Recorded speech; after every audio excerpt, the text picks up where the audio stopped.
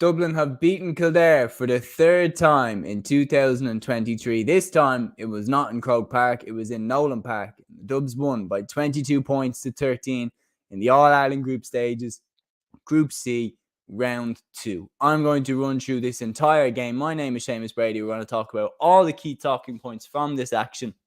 And let's get stuck in to this match review. So obviously, the last time that these sides met, it was a Leinster football semi-final. Dublin won by 2 points, and Glenn Ryan's comments at the end of the game sparked up one of the controversies of the year, talking about Dublin's advantages in Croke Park, about how it's an unfair playing advantage. And look, to a point, I agree with him. I do agree that Dublin do have an unfair advantage with their familiarity of playing with Croke Park, but I also think it's a demographics issue that Parnell Park just can't host more people than 10,000 people, and Dublin fans bring more than 10,000 people for every game. So it's more of a thing that if Dublin were to play games outside Croke Park, they need a bigger stadium than Parnell Park. So what do you do in that scenario? But this game, we knew right off the bat was going to be a tasty game because of those comments. Of course, Dublin and Kildare were to face each other again. And throughout this game, Dublin were hugely efficient. They had a 79% scoring ratio. Colm Basquel led the way with 5 points. No Kevin Feely and no Daniel Flynn starting again for Kildare. Why? They're your two best players, in my opinion.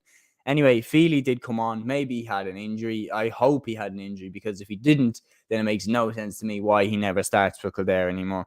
Conor O'Callaghan opened up the scoring for the Dubs, 1-0. Ben McCormack equalised. Dara Kerwin then had a goal chance, brilliantly saved by Stephen Cluxton. He has still got it. Incredibly, at 41, Cluxton still got it. Aaron Masterson hit a boomer to level the game for the fourth time at 4 points each. So the game was very even at the start in the first half. Scully immediately put Dublin back ahead 5-4. Killian O'Gara nailed one to make it 8-5. The Dubs are pushing on. Colm Basquel hit a point to make it 11-5. Kildare knew they needed a big push before halftime, and they responded with 3 points in a row in 5 minutes. Neil Flynn with a boomer to cap that spell off. 11 points to 8 it was now. Dublin responded with 2 in a row of their own before half-time. Conor O'Callaghan made it 13-8 just before the break. Ben McCormack hit a quick 2 points at the start of the second half to make it 13-10. Sean Bugler hit a belter to make it 14-10.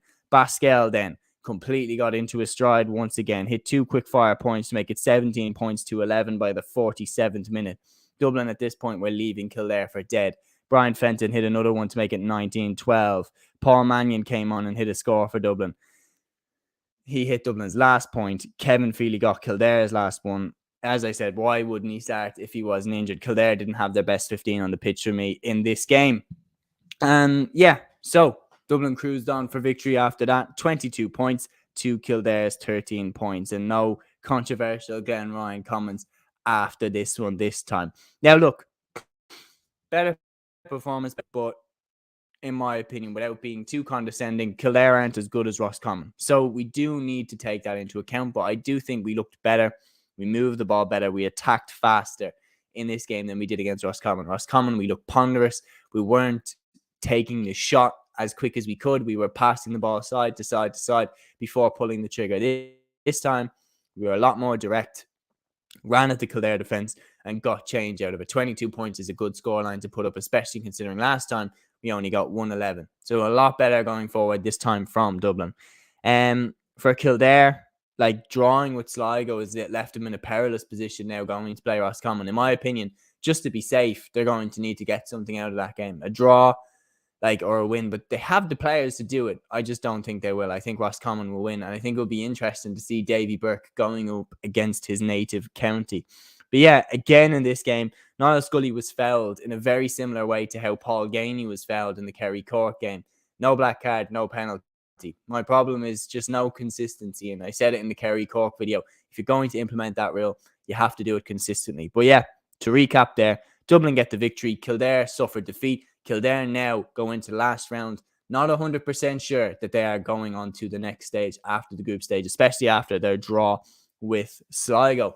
But yeah, let me know what you thought about this game in the comments below. There will be a full in-depth review of all these games from the weekend coming up on Play on GAA. So make sure you check that out. And until the next one, guys, take care.